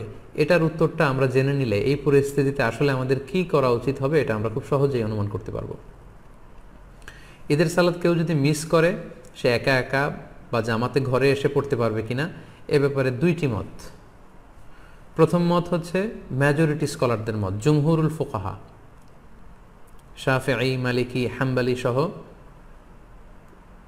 মেজরিটি স্কলারদের মতামত হচ্ছে কেউ যদি ঈদের সালাত জামাতে পড়তে না পারে, মসজিদে যদি মিস করে, ঈদগাহে যদি মিস করে, বাসায় এসে একা একা কিংবা জামাতে সে পড়তে পারবে। এটা হচ্ছে প্রথম মত। আর দ্বিতীয় মত হচ্ছে ওলামায়ে আহনাফদের মত। হানাফি মাযহাবের মতামত হচ্ছে যে না, ঈদের সালাত যদি কেউ মিস করে কোনো কারণে, ঈদগাহে যেয়ে যদি পড়তে না পারে বা মসজিদে যেয়ে পড়তে না পারে, তাহলে তার ঈদের সালাত পড়া লাগবে না। কেন পড়া লাগবে না? হানাফি মাযহাবের দলিল হচ্ছে ঈদের জামাতটা এটা একটা সামাজিক ইবাদত। জুমার সালাতের ক্ষেত্রে যে সমস্ত শর্ত, ঈদের সালাতের ক্ষেত্রেও একই শর্ত, তাই এটা সামাজিকভাবে পড়তে হয়। তাই জুমার সালাত যদি কেউ মিস করে, সে যেমনি ঘরে একা একা জুমা পড়তে পারে না, তাকে আলাদাভাবে 4 রাকাত জোহর পড়ে নিতে হয়, তেমনি ঈদের সালাত কেউ মিস করলে সে বাসায় এসে আর ঈদের সালাত পড়তে পারবে না বা পড়ার প্রয়োজন নেই। এটা হচ্ছে হানাফিদের যুক্তি, ওলামায়ে আহনাফদের যুক্তি। তাদের মতে এটা একটা সামাজিক ইবাদত এবং এটা সামাজিকভাবে বড় সড় পরিসরেই করতে হয়। পাশাপাশি এটার জন্য ইজনে আম শর্ত, অর্থাৎ সবার এন্ট্রি, যে কেউ চাইলে এখানে এসে অংশগ্রহণ করতে পারবে, অর্থাৎ সর্বসাধারণের প্রবেশাধিকার, এটার প্রয়োজন। তো ঘরে এসে পড়লে সে সামাজিকতাও থাকে না আর ইজনে আমের বিষয়টাও থাকে না। তাই ঈদের সালাত কেউ মিস করলে তার আর ঈদের সালাত ঘরে এসে পড়ার দরকার নেই। সে চাইলে চাশতের নামাজ 2 রাকাত কিংবা 4 রাকাত নামাজ সে পড়ে নিতে পারে। এটা হচ্ছে হানাফি স্কুল অফ থটের অভিমত। আর মেজরিটি স্কলারদের, জমহুরুল ফুকাহা, তাদের মতামত যদি আমরা দেখি, ওনারা বলেছেন না, যদি কেউ মিস করে তাহলে ঘরে এসে সে একাকী পড়তে পারবে। এবং তারা যে মতামত দিয়েছেন যে একাকী পড়তে পারবে, এটার ব্যাপারে একটা স্ট্রং এবং ভ্যালিড দলিল আছে। সেটা হচ্ছে সহিহ বুখারীতে একটি হাদিস এসেছে, তালিক হিসেবে উনি এনেছেন কিতাবু সলাতিল ঈদাইনের অধ্যায়ের মধ্যে। ইমাম বুখারী এটা তালিক হিসেবে এনেছেন। পাশাপাশি মুসান্নাফ ইবনে আবি শাইবাতেও এই হাদিসটি এসেছে। প্রসঙ্গটা হচ্ছে আনাস রাদিয়াল্লাহু তাআলা আনহুর প্রসঙ্গ। উনি ওনার শেষ জীবনে বসরাতে থাকতেন, ইরাকের বসরা শহরে থাকতেন। একদিন কোনো কারণে উনি এবং ওনার ফ্যামিলি মেম্বার ঈদের জামাত ওনারা মিস করেছেন। মিস করাতে উনি বাসায় এসে সবাইকে নিয়ে ঈদের জামাত আদায় করেছেন বাসায়, এবং হাদিসটি সহিহ বুখারীতে এসেছে। আমি হাদিসটা আপনাদেরকে পড়ে শোনাচ্ছি। عن أنس رضي الله عنه أنه كان إذا فاتته صلاة العيد مع الإمام কোন এক সময় আনাস রাদিয়াল্লাহু তাআলা আনহুর যখন ইমামের সাথে ঈদগাহে ঈদের সালাত তিনি মিস করলেন, ফাউত হয়ে গেল, জামা আহলাহু ওয়া মাওয়ালিহি, তিনি বাড়িতে এসে ওনার ফ্যামিলি মেম্বার্সদের সবাইকে এবং ওনার আজাদকৃত যত দাস দাসী আছে সবাইকে একত্রিত করলেন। সুম্মা কামা আব্দুল্লাহ ইবনু আবি উতবাতা মাওলাহু ফায়ুসাল্লি বিহিম রাকাতাইন, তারপর ওনার আজাদকৃত দাস আব্দুল্লাহ ইবনে আবি উতবা ওনাকে বললেন যে তুমি আমাদেরকে নিয়ে ঈদের সালাতের ইমামতি করো। আব্দুল্লাহ ইবনে উতবা আনাস রাদিয়াল্লাহু তাআলা আনহুর অনুমতিক্রমে সবাইকে নিয়ে 2 রাকাত ঈদের সালাত ঘরে আদায় করলেন, বাসায়। ইউকাব্বিরু ফীহিমা, এবং প্রতিটি রাকাতেই তিনি অতিরিক্ত তাকবীরগুলো দিয়েছেন। এই হাদিসটা সহিহ। তো এই হাদিসের আলোকে মেজরিটি স্কলাররা, জুমহুরুল ফুকাহারা বলেছেন, যেহেতু আনাস রাদিয়াল্লাহু তাআলা আনহুর ঈদের সালাত মিস হয়েছিল, উনি ঘরে এসে জামাতে সবাইকে নিয়ে আদায় করেছেন। এই সহিহ হাদিসের আলোকে বোঝা যায় কখনো যদি কারো ঈদের সালাত মিস হয়ে যায় ঈদগাতে বা মসজিদে, তাহলে সে ব্যক্তিও ঘরে এসে একাকী কিংবা জামাতের সাথে ঈদের সালাত আদায় করতে পারবে। এটার ভ্যালিডিটি আছে, কেননা আল্লাহ রাসূল সাল্লাল্লাহু আলাইহি ওয়াসাল্লামের খুব কাছের একজন সাহাবা এমনটি আমল করেছেন। আনাস রাদিয়াল্লাহু তাআলা আনহু, যাকে বলা হয় খাদিমুর রাসূলিল্লাহ, আল্লাহ রাসূল সাল্লাল্লাহু আলাইহি ওয়াসাল্লামের খাদেম, 10 বছর তিনি আল্লাহ রাসূল সাল্লাল্লাহু আলাইহি ওয়াসাল্লামের খেদমত করেছেন। আল্লাহ রাসূল সাল্লাল্লাহু আলাইহি ওয়াসাল্লামের চিন্তা, চেতনা, অ্যাটিটিউড সম্পর্কে তিনি খুব ভালো জানতেন এবং সেগুলোর আলোকেই তিনি সিদ্ধান্ত নিয়েছেন যে মসজিদে মিস হলে এটা ঘরে পড়া যায়। এই দলিলের আলোকে মেজরিটি স্কলাররা বলেছেন পড়া যাবে। তো এখন এই লকডাউন পিরিয়ডে যেহেতু আমাদের মসজিদ বন্ধ, আমাদের অবস্থাটা অনেকটা এমনই যে আমরা ঈদগাহে যে জামাত পড়তে পারছি না। অনেকটা আনাস রাদিয়াল্লাহু তাআলা আনহুর এই ঘটনার সাথে কেয়াস করেই এখন আমাদেরকে সলিউশন খুঁজে নিতে হবে। তাহলে সলিউশনের ক্ষেত্রে 2টা দিক আমাদের দাঁড়ালো। হানাফি স্কুল অফ থট অনুযায়ী এটা একটা সামাজিক ইবাদত, এটাকে সামাজিকভাবে বড় সড়ো পরিসরে ঈদগাহে আদায় করতে হয় এবং এটাতে ইজনে আম থাকতে হয়, সর্বসাধারণের প্রবেশাধিকার লাগে। এগুলো যদি না পাওয়া যায় তাহলে ঈদের সালাতের যে গুরুত্ব সেটা থাকে না, ফলে তার বাড়িতে এসে আর পড়ার দরকার নেই, 2 রাকাত 4 রাকাত নামাজ পড়ে নিলে হবে, নফল নামাজ। আর অন্যদিকে জুমহুরুল ফুকাহা, মেজরিটি স্কলারদের মতামত হচ্ছে যে না, কেউ মিস করলে বাসায় এসেও পড়তে পারবে, কেননা আনাস রাদিয়াল্লাহু তাআলা আনহু শুধু একাই পড়েননি, মুনফারিদান না, তিনি জামাতের সাথে সবাইকে নিয়ে পড়েছেন। এখন আমরা কি করব? আমরা কি ঈদের সালাত তরক করব নাকি 2 রাকাত আমরা সালাত আদায় করব? সম্মানিত শুধু এই দীর্ঘ সময়ের বিশ্লেষণ শেষে আপনাদের কাছে আমি আমার ব্যক্তিগত অভিমতটুকু পেশ করতে চাই যে বর্তমানে যেহেতু এটা একটা কন্টেম্পোরারি মাসআলা এবং আরব বিশ্ব সহ পৃথিবীর বেশিরভাগ মুসলিম দেশের যে ফতুয়া বোর্ড, ওনাদের মতামত হচ্ছে যে আপনারা যেহেতু বাইরে যে ঈদের সালাত পড়ার সুযোগ নেই, আপনারা ঘরে ঈদের সালাত আদায় করুন। যেহেতু আনাস রাদিয়াল্লাহু তাআলা আনহু এমনটি করেছেন এবং সেটার আলোকেই আমরা এই সিদ্ধান্তে উপনীত হতে পারি যে আমরা চাইলে আমাদের ঘরে ঈদের সালাত একা একাও আদায় করতে পারবো, জামাতের সাথেও আদায় করতে পারবো। আমরা জানি যে ঈদের সালাত ঈদের দিনের আনন্দকে অনেক গুণ বাড়িয়ে দেয়। আমরা যদি ঈদের সালাত আদায় না করে এমনি নফল নামাজ বা চাশতের নামাজ 2-4 রাকাত পড়ি, ঈদের আনন্দ কিন্তু আমরা পাবো না। আমরা জানি যে ঈদের সালাতে অতিরিক্ত তাকবীর দিতে হয়, যেটা অন্য কোনো নামাজে নেই, ফলে এটা ঈদের জন্য একটা বড় আনন্দের কারণ এবং এটা অনেক বড় একটা শেয়ার। যেহেতু সহিহ হাদিস এখানে পাওয়া যাচ্ছে এবং মেজরিটি স্কলারদের মতামত পাওয়া যাচ্ছে, সেটার আলোকে আমরা চাইলে কিন্তু ঈদের সালাত আদায় করতে পারি। কারণ হানাফি মাযহাবে কিন্তু এমন বলা হয়নি যে আপনি যদি ঈদের সালাত আদায় করেন ঘরে এসে আপনার গুনাহ হবে, বরং হানাফি মাযহাবে এটাও সাজেস্ট করা হয়েছে যে ঈদের সালাত পড়া লাগবে না, বরং 2 রাকাত চাশতের নামাজ অথবা 4 রাকাত নফল নামাজ পড়ুন। তো সেক্ষেত্রে আপনি ঈদের সালাতে আদায় করেন, যেহেতু সহিহ হাদিসে সাহাবীর আমল দ্বারা এটা প্রমাণিত, মেজরিটি স্কলাররা বলেছেন। তো হানাফি মাযহাব অনুযায়ী আপনার ঈদের সালাত যদি আদায় নাও হয়, এটা তো একটা নফল নামাজ হিসেবে আল্লাহর কাছে কবুল হবে ইনশাআল্লাহ। তাই এই মতামতগুলোর আলোকে আমার হাম্বল সাজেশন হচ্ছে আপনারা ঘরে একাকী কিংবা জামাতে ঈদের সালাত আদায় করুন। যদি সুযোগ হয় বাসার ছাদে 4-5 জন মিলে, খুব বড় পরিসরে না হলেও 4-5 জন মিলে চাইলে আপনারা জামাতে আদায় করতে পারেন। আপনারা গোটা বিশ্বে বাংলা ভাষাভাষী যে সমস্ত ভাই বোনেরা আপনারা যেখানে আছেন, ওই দেশের নিয়মকানুন মেনে আপনাদের পরিসরে বাসার ছাদের উপরে হোক অথবা ঘরের ভেতরে হোক, আপনারা প্রতিদিন এই লকডাউনের পিরিয়ডে আমরা ফ্যামিলির সবাই মিলে যেমনি জামাতে সালাত আদায় করেছি, যেমনি আমরা বারবার ছবি শেয়ার করেছি যে বাবা যদি ইমাম হয় তাহলে ঘরে সালাতের বিধান কি, ছেলেরা পেছনে দাঁড়াবে, মেয়েরা, মারা, বোনরা পেছনে দাঁড়াবে, ঠিক একই পদ্ধতিতে আপনারা ঈদের সালাত আদায় করুন। শুধু কেরাতটা জাহারি পড়তে হবে আর অতিরিক্ত তাকবীর দিতে হবে। তো তাহলে আমরা এটাই সাজেস্ট করছি যে আপনারা ঈদের সালাত চাইলে ঘরে পড়তে পারেন, একা একাও পড়তে পারেন, ফাদদান আও জামাআতান। সেক্ষেত্রে আপনাদেরকে জানিয়ে রাখি, ঈদের সালাতে কোনো আজান দেয়া লাগে না, কোনো একামত দেয়া লাগে না, 2 রাকাত এবং আওয়াজ করে কেরাত পড়তে হয়। ফজরের 2 রাকাতে আমরা যেমনি আওয়াজ করে কেরাত পড়ি, আপনি আওয়াজ করে কেরাত পড়বেন। অতিরিক্ত কিছু তাকবির দেয়া লাগে এবং এই নামাজের শেষে খুতবা দেয়া লাগবে না, যেহেতু খুতবা দিবে ইমাম সাহেব সকলের উদ্দেশ্য করে। তো ঘরে যেহেতু আমরা করলে সেই প্রসঙ্গটা আসছে না, তাই আমাদের খুতবা দেয়া লাগবে না। ঈদের সালাতে আমাদের অতিরিক্ত তাকবির দিতে হয়। এই তাকবীরের প্রসঙ্গটা 1 মিনিটে শেয়ার করে আজকের লাইভ প্রোগ্রাম আমি শেষ করতে যাচ্ছি ইনশাআল্লাহ। আমরা জানি যে ঈদে অতিরিক্ত তাকবির দিতে হয়। হানাফি মাযহাব মতে আমরা 6টা অতিরিক্ত তাকবির দেই। প্রথম রাকাতে অতিরিক্ত 3টা, দ্বিতীয় রাকাতে 3টা। শাফি মাযহাবে অতিরিক্ত 12টি তাকবির দেওয়া হয়। প্রথম রাকাতে 7টি, দ্বিতীয় রাকাতে 5টি।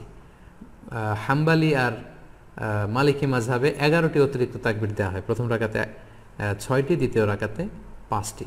তো আমাদের বাংলা ভাষাভাষী যারা, বাংলাদেশে আমরা যেহেতু বেশিরভাগ হানাফি মাযহাবের অনুসারী, সো এক্ষেত্রে এবং এটার তাকবীরের সংখ্যাও কম এবং সবগুলো পদ্ধতি যেহেতু সহিহ হাদিস দ্বারা সাব্যস্ত, তাহলে আমরা 6 তাকবীরের এটাকে সাজেস্ট করতে পারি। এটা হিসাব রাখতে একটু সুবিধা হবে আমাদের। ঈদের সালাতের পদ্ধতি আমি আগেই বলেছি, 2 রাকাত। আপনি যদি 6 তাকবীরের সাথে আদায় করেন, আমরা যারা করি 6 তাকবীরের সাথে, সেটার পদ্ধতিটা হবে এমন: তাকবীরে তাহরিমে আল্লাহু আকবার বলে আপনি সানা পড়বেন। সানা পড়ে কেরাত পড়ার আগে আপনি অতিরিক্ত 3টা তাকবীর দিবেন, আল্লাহু আকবার, আল্লাহু আকবার, আল্লাহু আকবার। 3টা তাকবীর দেওয়ার পরে আপনি সূরা ফাতিহা পড়বেন, অন্য একটি সূরা পড়বেন, তারপর রুকু করবেন, সিজদা করে দ্বিতীয় রাকাতের জন্য দাঁড়িয়ে আপনি কেরাত পড়ে ফেলবেন আগে, অর্থাৎ সূরা ফাতিহা এবং অন্য একটি সূরা পড়ে ফেলবেন। রুকুতে যাওয়ার আগে আপনি অতিরিক্ত 3টি তাকবীর দিবেন, আল্লাহু আকবার, আল্লাহু আকবার, আল্লাহু আকবার, এবং চতুর্থ তাকবীর দিয়ে আপনি রুকুতে যাবেন। এভাবে 6টি অতিরিক্ত তাকবীর দেওয়ার মধ্য দিয়ে কিন্তু আমরা খুব সহজেই আমাদের বাসায় ঈদের সালাত আদায় করতে পারবো এবং ঈদের সালাত আদায় শেষে আমাদের খুতবা দেওয়ার কোনো প্রয়োজন নেই। সম্মানিত শুধু আশা করছি এই লকডাউন পিরিয়ডে কীভাবে আমরা ঈদের সালাত আদায় করব এ ব্যাপারে সম্যক একটি ধারণা আপনারা পেয়েছেন। আমি আবারও সবাইকে ধন্যবাদ জানাই যারা ধারাবাহিকভাবে এই 5টি লাইভে অংশগ্রহণ করেছেন। আজকে 5ম লাইভ, সর্বশেষ লাইভ। আমি দেখতে পাচ্ছি স্ক্রিনে প্রায় 26,800-900 দিনী ভাই বোন যুক্ত হয়েছেন। আপনারা লাইভটি শেয়ার করুন যাতে করে অন্যান্যরা উপকৃত হতে পারে। গত 2-1 দিন ধরে উপকূলীয় এলাকাগুলোতে ঘূর্ণিঝড় আম্পানের কারণে আমাদের অনেক দিনী ভাই বোনেরা বিপদগ্রস্ত। আমরা তাদের জন্য দোয়া করি আল্লাহ তাআলা তাদেরকে বিপদ থেকে হেফাজত করুক।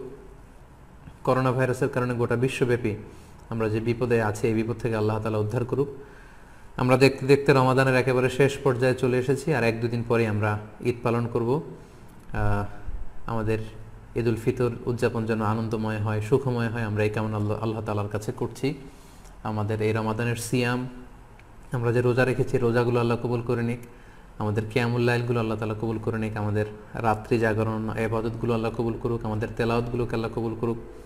আমাদের সাদাকাতুল ফিতর এবং অনলাইন বেসিস আমরা যত দিনই কাজগুলো করেছি একমাত্র শুধুমাত্র আল্লাহর সন্তুষ্টি অর্জনের জন্য, আল্লাহ তাআলা এগুলোকে কবুল আর মঞ্জুর করে নিক। আপনারা সবাই ভালো থাকেন, সুস্থ থাকেন, সুন্দর থাকেন। আপনাদের সবাইকে পবিত্র ঈদুল ফিতরের অগ্রিম ঈদ শুভেচ্ছা জানিয়ে এখানেই আজকের লাইভ প্রোগ্রাম শেষ করছি। ঈদ মোবারক, তাকাব্বালাল্লাহু মিন্না ওয়া মিনকুম আজমাইন। আসসালামু আলাইকুম ওয়া রাহমাতুল্লাহি ওয়া বারাকাতুহু।